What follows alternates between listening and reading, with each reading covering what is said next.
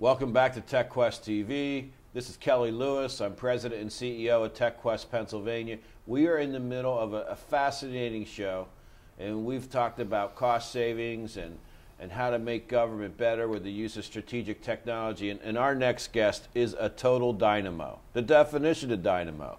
We've got John Pollack. He's the Senior Vice President of GEO Decisions. John, welcome to TechQuest TV. Thanks, Kelly. Now, GEO Decisions, 25th year, right? Yep. Next year will be 25th anniversary. And you're one of the first companies and the great success story for the whole Ben Franklin Technology Partnership Program. Exactly. It was a really great program and a great way to get started. So we had some university professors at Penn State University that had a great idea but didn't have really much capital to get a business going. So Ben Franklin really did what it was supposed to do, provided some initial capital, started the business with 4 or 5 folks, and took off from there. And now, I mean, just, I like, when the government describes how they're going to get involved in some of these investments, but GEO Decisions, you're a global leader in what you do. Yeah, exactly. Particularly in the transportation, geospatial arena, we're second to none, and providing lots of services. We started out here serving Pennsylvania government primarily. It was our largest contract with PennDOT, and that enabled us to gain momentum and take it globally for the military and homeland security, and then commercial arenas as well in other states. So you do work with the United States military all over the world? Yeah, providing logistics support. So our solutions track and enable end users out in the field, in the battlefield, as well as in federal government in D.C. and elsewhere, to visualize where stuff is and when it's going to arrive, and ensure its arrival in a safe and secure manner. So it's essentially web portals that provide that kind of visibility. And that grows off our transportation experience that we grew here in Pennsylvania at PennDOT, enabled us to understand transportation problems and really gave visibility to the military of the kinds of things we were doing in a very unique way, because they were spending lots of money with very large system integrators, the large Lockheed Martins and Northrop Grummans out there in the world, and really not seeing the kinds of innovations they were looking for, and they saw that in what we were doing for the states. So you're based here in Pennsylvania, and it's one of those great success stories of a startup gone to a mature, global company, really multinational. Now, tell us what this geospatial technology is. It's so fascinating. Yeah, it's basically taking maps, often digital maps like CAD files and drawings, and other maps of features which could be infrastructure like roads and bridges and rail lines, or environmental features like wetlands and soils, and enabling a special kind of intelligence to those maps by linking them to databases. And it's not just being able to click on a road and get a road name like you would, let's say, in Google Maps, but it's the intelligence that enables one map to talk to another map through software. So that enabling me to look at roads in relationship to hospitals, or environmental features like soils and wetlands, or commercial establishments like stores, and be able to provide intelligent answers to questions, for instance, where should I build my next distribution center, or where should I build my next McDonald's, based on demographic criteria, traffic and transportation information, as well as weather and other factors that might impact where things are and how to get to them efficiently. In crossing a wide variety of market segments, including healthcare. So looking at epidemiological outbreaks and diseases and all kinds of problems that pretty much 80 or 90% of anything people do have a spatial component, and those could be addressed and enhanced with geospatial mapping technologies. So it's sort of like looking at Google Maps or MapQuest on steroids, if you will, just a really smart, enhanced version of that kind of mapping. So I remember seeing a demonstration of GeoDecisions technology, and you talked about like an oil spill on a road, or some type of spill on a road, a tractor trailer wrecks, and you have this plume, like a little map thing that goes out and shows a plume of the spill, and maybe it could hit a water stream, maybe it won't. This is what we need to do to prevent that. Then you take it and put it into another industry sector like healthcare, and you can see, well, why are all these cancer victims in this one town or some other disease, and start to look at the different maps available, for lack of a better word, to try and understand, well, why is that happening? Exactly. Yeah, that kind of predictive approach is a great tool, a great use of our geospatial tools to say, I have all these different factors. What are the cause and effect of these different factors on something like a plume and where it would go, or a disease outbreak? So, for instance, we did a project in the city of Baltimore a while ago looking at the incidence of, or predicting the propensity or opportunity for lead poisoning amongst children, looking at all the buildings in Baltimore. Okay, so start off with all the buildings. Now look at their ages.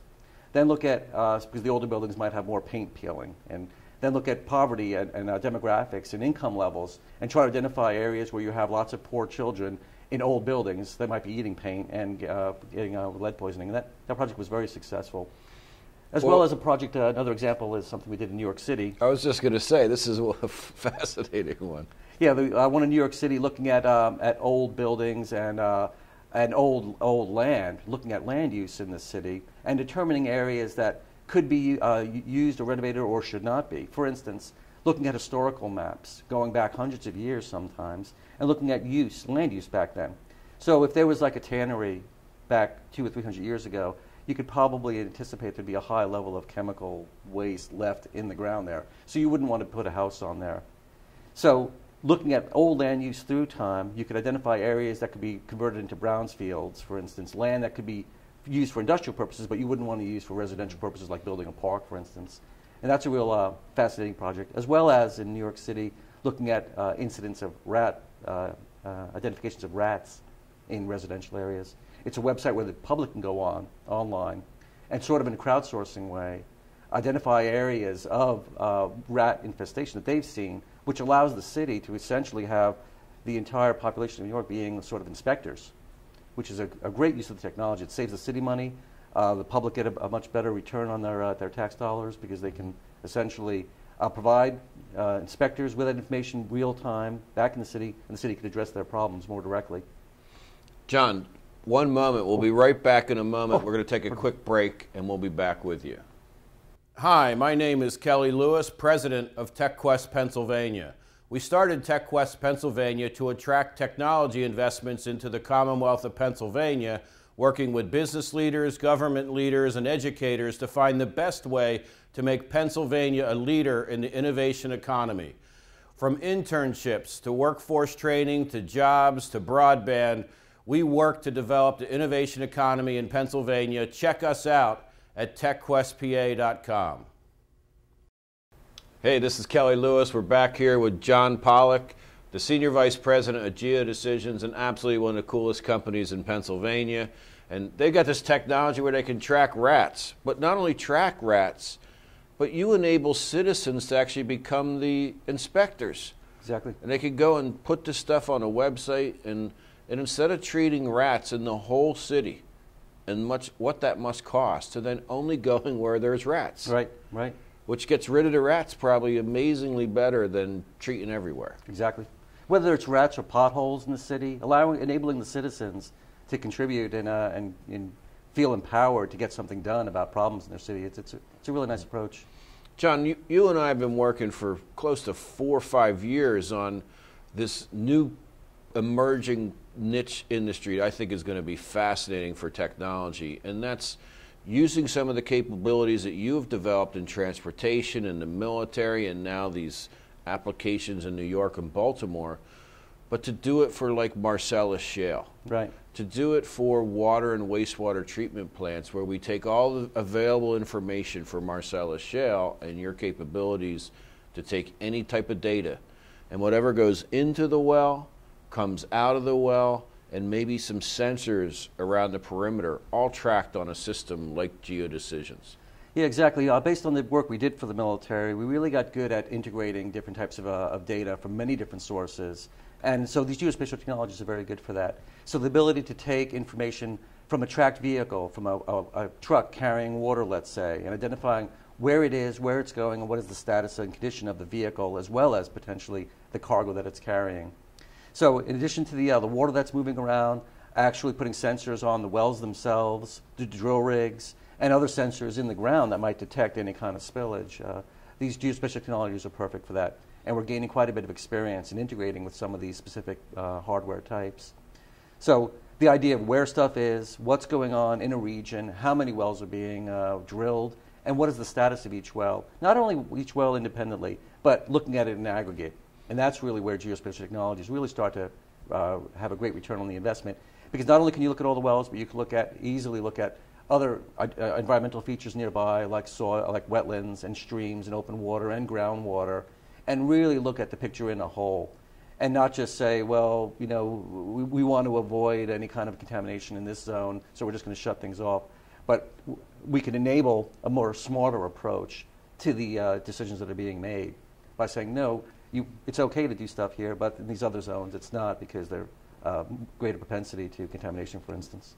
I love the fact that we can validate and verify and monitor all of this. And I'm not saying just Marcellus Shale. I mean, this has true applications with wastewater. Oh, exactly, yeah. And other things that go on in a state in Pennsylvania or anywhere in the world.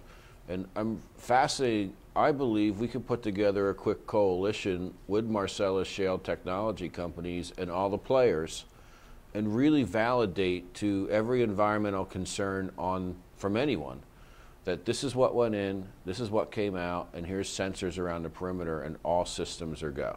Yeah, that's exactly right. I do want to emphasize that we're just an integrating technology. We don't have all the pieces and the bells and whistles, so it would be very much a collaborative effort. We don't do hardware, for instance, and so we understand how to take the data and put it in a meaningful presentation. But we would need to have a strong collaboration with a lot of companies, as well as the state agencies, to ensure that their interests are being met. So it's a great idea to have that kind of a coalition, because no one can do it well alone. Exactly, and then even the drill rig itself has controllers on it and different mechanisms that could be tracked on a system. Right. But obviously that it would be the company that builds those type of component parts and those controllers and industry. So many manufacturing industries have that component and controller. It's embedded in their industry for years. Oh, absolutely. Yeah, nearly all the same technologies that are being used in the general oil and gas industry and have been used for years have applicability in the Marcellus area. So while it's new to Pennsylvania on the Marcellus side, the same technologies are being used heavily throughout the country and the world. Well, definitely excited about that, and we've had a couple meetings already with some of the interesting sensor technologies. And boy, you're on the call here, John. Sorry about that. You're not allowed to talk to your to the family on the call here. But now, Marcellus Shale. But I also see this with wastewater and all the different municipal authorities. They can no longer afford to have somebody go out and check on things and then tell the public a week or two later that something's bad. Oh, yeah. We can put the sensors right out there and know instantly. Oh, yeah, there's just a ton of applications in the utility grid and utility space, and the water, wastewater, and as well as the Marcellus Shale. You're absolutely right. John, one thing I wanted to ask is, what do you see as some of the challenges to the growth of the technology industry in Pennsylvania? Well, there are a number of challenges we face and have faced historically. Probably the number one is finding the right talent. I mean, we're searching constantly for good talent to grow our company, and we often have to look outside the state, which is quite unfortunate. But stuff the Tech Council has been doing over the last 4 or 5 years has just been really, really helpful. Particularly support of the Harrisburg University stuff. Interns have just been an incredible source of good talent for us, and that's really helped out a lot. And then the networking that the Tech Council and TechQuest has sponsored has also been really invaluable as well, because we're a relatively small company going against the big boys out there, and we're relatively unknown. So allowing us to network and identifying partners, because we are an integrating technology, so identifying technology partners locally as well as expanding outside has been really helpful for us. So I'd say talent and the networking are two big challenges for us, and the Tech Council's really helped us out a lot. Now, what are some engines of growth that GEO Decisions needs over the next 2011 and years going forward? Well, I would still emphasize that talent and promoting, keeping talent within the state and making it known to companies like us is important. And then the general infrastructure issues like broadband, which I know you guys have been a big proponent of, getting that going to allow our technologies to get out there is really critical. Well, John, you know you've been a great supporter of TechQuest and our programs, and and all the things we've done to tie together military leaders in the state and government leaders in the state and academic leaders in the state all together, get them into that room together to talk about what are our challenges, but what are the opportunities as well. So as always, thank you. Yep, my pleasure. Thanks for your time as well. It's been great.